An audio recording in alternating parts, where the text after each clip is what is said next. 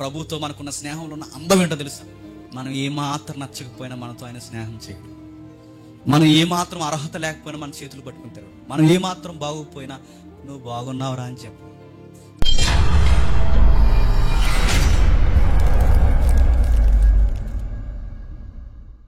పదవచనం ఒక మాట అంటుంది చూడండి, ఇది భయం వేస్తుంది మాట చదువుతుంటే.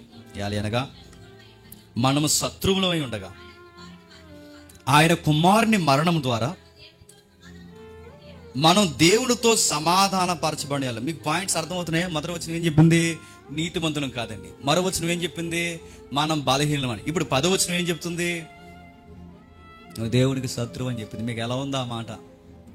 మనకు పక్కింటోడు శత్రువు అయినా పర్లేదు, ఎదురింటోడు శత్రువు అయినా పర్లేదు, మన స్నేహితుడు మనకు శత్రువు అయినా పర్లేదు, మనకు ఎవరు శత్రువులు అయిపోయినా పర్లేదు, కానీ మన శత్రువు ఎవరంట? దేవుడే మన శత్రువు అంట. నువ్వు నేను దేవునికి శత్రువు అయితే మన పరిస్థితి ఏంటి? అయితే ఏంటి? శత్రువులే. మనం దేవునికి శత్రువులం అయితే పరిస్థితి ఏంటి? ఎవరైతే మనం రక్షించాలో ఆయనే మనకు శత్రువు అయి నిలబడితే నువ్వు ఫైట్ చేయగలవా? ఎదురింటోడు శత్రుత్వం అయితే పర్లేదు, వాడు మనిషి నేను మనిషే. నా స్నేహితుడు నాకు శత్రువు అయినా పర్లేదు, వాడు మనిషి నేను మనిషి. ఒకరోజు ఆడు చచ్చిపోతాను, నేను చచ్చిపోతాను. నాకు భూమి మీద ఎవరు శత్రువులు అయినా పర్లేదు, నా తరం గడిచిపోతే నన్ను మర్చిపోతారు, ఆడిని మర్చిపోతారు. నేను చేసి మంచి గుర్తుండదు, నేను చేసిన చెడు గుర్తుండదు. కానీ దేవుడే నాకు శత్రువు అయితే నేను చచ్చిపోయిన తర్వాత కూడా నేను ఎవరు ముఖం చూడాలి చెప్పండి? ఏమైపోవాలి? బైబిల్ చెప్తుంది మనం దేవునికి శత్రువు. ఒక్కటి ఉందా మనం చెప్పుకోవడానికి? నీతి లేదు చెప్పండి, బలం లేదు చెప్పండి, పాపులకి వేరుగుండే జీవితం లేదు. మరొకటి చెప్పండి, దేవునితో కూడా మనకు సరి అయిన స్నేహం చెప్పండి. మనం అందరం అనుకుంటాం దేవుడు నా ఫ్రెండ్ అండి, దేవుడు నా ఫ్రెండ్ అండి. ఫ్రెండ్షిప్ డేగా ఈరోజు దేవుడు నా ఫ్రెండ్ అంటే దేవుడు అన్నాడు, మీరు నాకు ఫ్రెండ్స్ కాదు, ఎనిమీస్. మీరు నాకు శత్రువులు. ఫ్రెండ్షిప్ డేలో నీకు ఎవడెవడు గుర్తొస్తున్నారో గాలి కొట్టంగా నాకు తెలియదు, కానీ నీకు గుర్తు రావాల్సింది ఎవరు చెప్పినా, అసలు దేవుడు నీకు ఫ్రెండ్ కదరా గుర్తుపెట్టుకో. నువ్వు బ్యాండేజ్ చేసావో లేకపోతే తాడు కట్టుకున్నావో మెల్ల ఇంకేదో వేసి తిరుగుతున్నావో, నీకు ఈ గొట్టాన్ స్నేహితులు కానీ ముస్తఫా గాళ్ళు అందరూ నీకు ఏం చెప్తారు నాకు తెలియదు, కానీ ఆ ముస్తఫా గాడికి నీకు చెప్పిన నీకు ముష్టి రోగం ఉందని గుర్తుపెట్టుకో. మనందరం దేవుడికి శత్రువులు. దేవుడే మనకు శత్రువు అయితే ఒక బలవంతుడైన రాజు సామాన్యుడైన నాతో యుద్ధం అంటే నేనేమైపోవాలి? ఎక్కడ దాక్కోవాలి? నేను అతనితో యుద్ధం చేయాలంటే నాకు బలమైన ఉండాలి, సైన్యమైన ఉండాలి. నేను ఎక్కడ యుద్ధం చేయగలను? నా దేవుడు నాతో ఫైట్ చేయడానికి రెడీ అయిపోడట. నా దేవుడు నా మీద మండిపడతాడు. ఎందుకంటే నేను ఎందుకు ఆయనకి శత్రువుని అయ్యానంటే ఆయన పరిశుద్ధుడు, నేను పాపిని. ఆయన నీతిమంతుడు, నేను అనీతిమంతుడిని. ఆయన కృప కలిగిన వాడు, నేను కృప లేనివాడిని. ఆయన మేలు చేసే దేవుడు, నేను మేలంటే ఎరగని, మేలు పొందలేని, మేలు చేయని ఒక అభాగ్యుడిని. నేను దేవుడికి ఎందుకు శత్రువుని అయిపోయానంటే ఆయన నేచర్కి పూర్తి వ్యతిరేకంగా నా నేచర్ ఉంటుంది, అందుకు శత్రువుని. నేను దేవుడికి ఎందుకు పడని వ్యక్తిగా శత్రువుగా నేను మారిపోయానంటే ఆయనకి ఏ విధంగా కూడా నేను నచ్చను. నా చూపులు నచ్చు, నా కాళ్ళు నచ్చు, నా మాటలు నచ్చు, నా నడకలు నచ్చు, నా ఆలోచనలు నచ్చు, నా పడక నచ్చదు, నేను నిలబడిన విధానం నచ్చదు, నా నిర్ణయాలు నచ్చు, నా మేలు చేసే కార్యక్రమాలు నచ్చు, ఒకటి సహాయం చేసిన తర్వాత చెప్పుకునే విధానం ఆయన నచ్చదు. నేను దేవుడికి ఏ విషయంలో శత్రువు అంటే ఏ విషయంలో ఏంటో అన్ని విషయాలు కూడా శత్రువేను. నేను ఏ విషయంలో బాగాలేదంటే ఏ విషయంలో బాగాలేదు. నువ్వు నేను ఏ విషయంలో బాగాలేదు, ఎక్కడా బాగాలేదు. మనం అందరం గుర్తుపెట్టుకోండి, దేవునికి దేనికి పనికొస్తామంటే మేలు పొందడానికి కాదు. దేనికి పనికొస్తాం తెలుసా? దెబ్బలు తిన్నాను తప్ప దేనికి పని కావాలి. ఆ వచనం చెప్తే దేనికి పనికొస్తుంటే బైబిల్ రాస్తుంది ఉగ్రత పాత్రలుగా పనిచేస్తాం. అదే వచనం చెప్పండి, మనం దేవుని పిల్లలమా ఉగ్రత పిల్లలమా చెప్పండి? మనం దేవునికి శత్రువులమా మిత్రులమా చెప్పండి? మన దేవునికి శత్రువులు. మనం దేవుని పిల్లలమా లేకపోతే ఉగ్రత కంటే పనిష్మెంట్కి పిల్లలమా చెప్పండి? పనిష్మెంట్ తప్ప దేనికి పనికిరామంట. సువార్త మనకు అర్థం కాక మనం అనుకుంటున్నాం మనం నీతిమంతులు అనుకుంటున్నాం. సువార్త మనకు అర్థం కాక మనం అనుకున్నా ప్రభు అంటే బలవంతుడిని చేస్తాను, ఈ పాపాత్ముడిని ఏం చేస్తావు ప్రభు అంటే పుణ్యాత్ముడిని చేస్తాను, ఏం చేస్తావు ప్రభు అంటే పుణ్యాత్ముడిని చేస్తాను. శత్రువునైనా నన్ను మిత్రుడిగా ఎలా మార్చుకుంటావు ప్రభు అంటే నేను మార్చుకుంటా అన్నాడు. ఎలా ప్రభు అంటే అదే 5వ అధ్యాయంలో ముడి పెడుతున్నారు చూడండి, 6వ వచనం. ఎలా అనగా మనం ఇంకా బలహీనులమై ఉండగా క్రీస్తు యుక్త కాలమున భక్తిహీనుల కొరకు చనిపోయాడు. ఇప్పుడు బాగా వినండి, మన మొదటి పాటలో రాసింది ఇదే.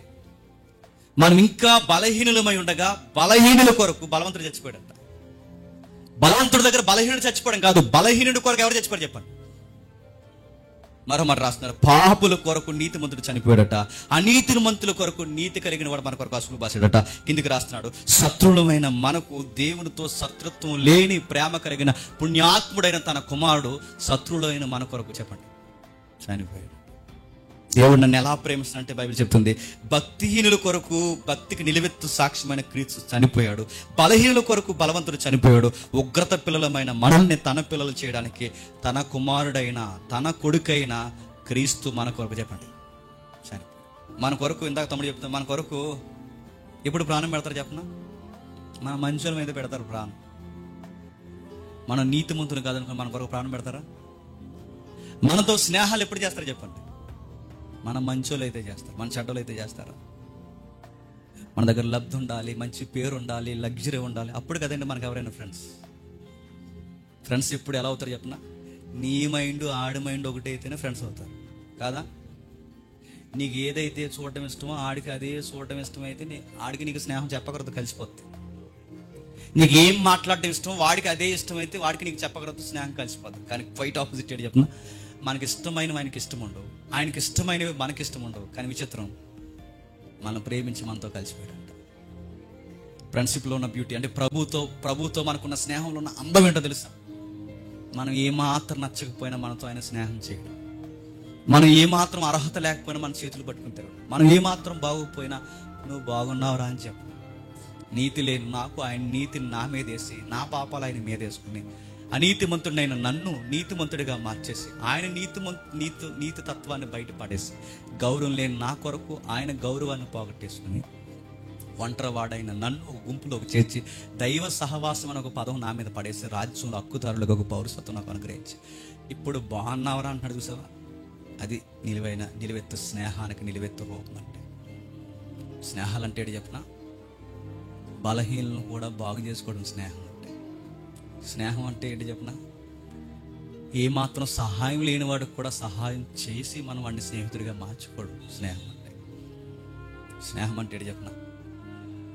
ఆడు నిన్ను అర్థం చేసుకోకపోయినా నువ్వు వాడిని అర్థం చేసుకున్నాడు వెనకాల తిరగడం స్నేహం అంటే. స్నేహం అంటే ఏంటి చెప్పనా? యేసు ప్రభువు ఎంతగా ప్రేమించాడో మనం కూడా అంతగా మన చుట్టూ ఉన్న బలహీనల్ని, దౌర్భాగ్యాన్ని చెప్పండి మనం ప్రేమించి వాళ్ళని మీదేసుకొని తిరగడం స్నేహం అంటే. ఇప్పుడు చెప్పండి, స్నేహం అంటే చెప్పండి.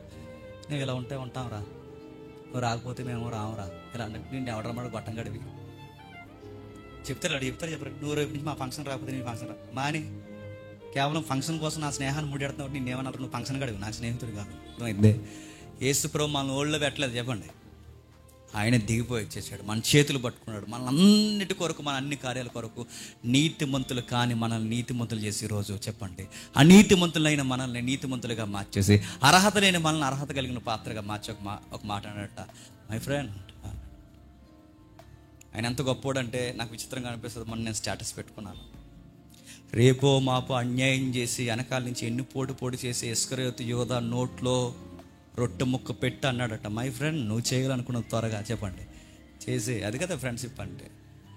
మనమైతే ఏమన్నా చెప్పినా ఉప్పు తిని ఎదవా, ఈ ఎదవ ప్లాన్లు ఏమన్నా నాకు తెలిసి ఎదవా అంట అను. అలా అనలేదు ఆయన.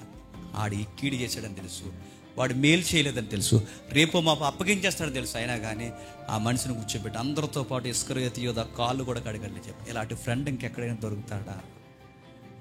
నేను ఏడిస్తే నా కోసం ఏడ్చి, నేను నవ్వుతే నా కోసం నవ్వి, నా బావు కొరకు 24 hours ఆలోచించి, నన్ను నేను అర్థం చేసుకోలేని టైంలో కూడా నన్నే అతను అర్థం చేసుకుని, నా చేతులు పట్టుకుని నీ కొరకు చనిపోయేంత పిచ్చి ప్రేమ నాకు ఉందన్నప్పుడు, ఇలాంటి ఫ్రెండ్షిప్ని వదిలేసి నన్ను ఎక్కడ తిరగాలి చెప్పండి? ఎక్కడ తిరగమంటలేదు.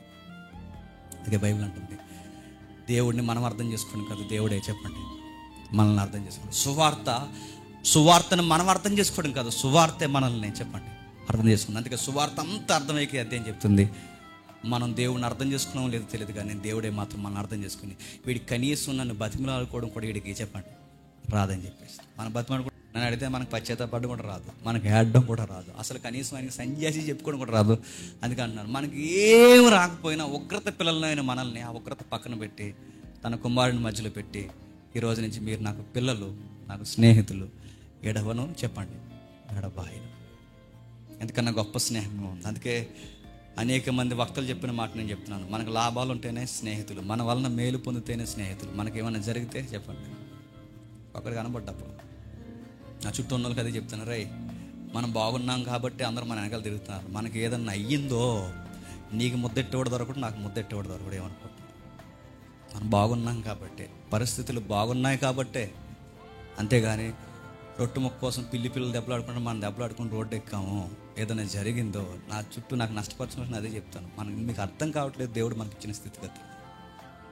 దేవుడు మనకు మేలు చేశాడు, కానీ దేవుడు ఎలా అంటాడు చూడండి, మనకు అర్హత లేని మనకు అర్హతనిచ్చి మేలు చేసి కార్యములు జరిగించి ఒక స్థితిగతులు ఇచ్చి దేవుడు అన్నాడు, నాకేం వద్దు, నాకు ఫ్రెండ్షిప్ చేయండి చాలన్నాడు. 40 సంవత్సరాలు మోసే నడిచిన తర్వాత దేవుడు అన్నాడట, మై డియర్ ఫ్రెండ్ అన్నాడు. అబ్రహాం కొన్ని సంవత్సరాలు నడిచిన తర్వాత అన్నాడట, నువ్వు నా స్నేహితుడివి అన్నాడు. భక్తుల దగ్గర దేవుడు కోరుకునేది చెప్పిన స్నేహం కోరుకో. ఒక ఫ్రెండ్కి అన్నీ చెప్పుకుంటాను చెప్పుకోము, మంచి ఫ్రెండ్కి చెప్తాను చెప్పిన నా తమ్ముడు అన్నాడు అన్నీ చెప్పే కానీ ఆడే రేపు పొద్దున బయట ఎత్తాడు. కానీ మంచి ఫ్రెండ్స్ ఉంటారు, గుర్తుపెట్టుకోండి. ఆ ఫ్రెండ్స్కి చెప్పినప్పుడు నిజంగా మన గుండెల్లో దాచుకున్నట్టు వాళ్ళు కూడా దాచుకుంటారు, ఎక్కడో రేరుగా ఉంటారు. అలాంటి స్నేహితులు మీకుంటే దేవుడు మీకు ధన్యకరమైన కార్యం చేసినట్టే. కానీ మంచి ఫ్రెండ్స్ మన మధ్య ఉంటే ఖచ్చితంగా వాళ్ళకి చెప్పుకోమని చెప్పుకుంటాం. నీకు నిజంగా దేవుడు ఫ్రెండ్ అయితే నీ వీక్నెస్లు, నీ ఎనర్జీ, ప్రతి విషయం ఆయనకి చెప్తావా ఆయనకి? నువ్వు చెప్పవు. నువ్వేం చెప్తావు చెప్పినా ఎప్పుడు ఇన్కమింగ్ వచ్చినారో చెప్తావు ఆయనకి. మరి ఎగ్జామ్ రాస్తున్నాను ప్రభువా, మరి నువ్వు బలమైన దక్షిణ హస్తం చేత నా హస్తాన్ని బలంగా చెప్పండి నడిపించావు, అవే చెప్పుకో. ప్రభువా సన్నాసిగడ్డ చదవకుండా దొల్లుతున్నాను ప్రభువా, చదవలేకపోయాను, కొంచెం జ్ఞాపక శక్తి ఈ ప్రభువా అని అడుగుతావా? మన వీక్నెస్లు ఆయన దగ్గర ఒప్పుకుంటావా? దేవుడి దగ్గర ఒప్పుకోండి. మరి అడుగుతున్నాను, మీ మంచి దేవుడికి చెప్పండి, మీ చెడు దేవుడికి చెప్పండి. ఎంత బాగా అర్థం చేసుకునే ఫ్రెండే ఈ ప్రపంచంలో లేదా ఈ ముల్లోకాల్లో ఎవరో చెప్పండి, లేరు. మనం ఏడిస్తే ఏడ్చేది ఆయనే, మనం నవ్వుతే నవ్వేది ఆయనే, మనం బాగుపడేలా మనం కొట్టేది ఆయనే, మళ్ళీ అక్కుని చేసుకుని మెడ మీద ముద్దు పెట్టుకుని మనం బాగుండాలని ఎదురు చూసేది కూడా చెప్పండి ఆయనే. ఇలాంటి స్నేహాన్ని దయచేసి వదులుకోకండి. మీరు ఎవరు నమ్మినా మరి చెప్తున్నా ఒకరోజు ఖచ్చితంగా మోసపోతారు. బైబిల్ ఎలా ఉంది, నీ కౌగిట్లో ఉన్నదాన్ని కూడా నువ్వు నమ్మొద్దు అంతే. కానీ ఎవరు నమ్మినా కానీ మోసపోతావు. కానీ దేవుడు నమ్ము, నువ్వు మోసపోయినా కానీ తిరిగి మళ్ళీ దేవుడు లేవనెత్తి ఉన్నతమైన స్థితిలో నిన్ను ఆశ్రయిస్తాడు. ఇప్పుడు ఏ స్నేహాలు మంచి స్నేహాలు కాదు. ఈరోజు బాగుంటారు, రేపు బాగోరు. ఈరోజు ఉంటామంటారు, రేపు ఉండరు. రేపు పొద్దున ఏమవుతారు తెలుదు.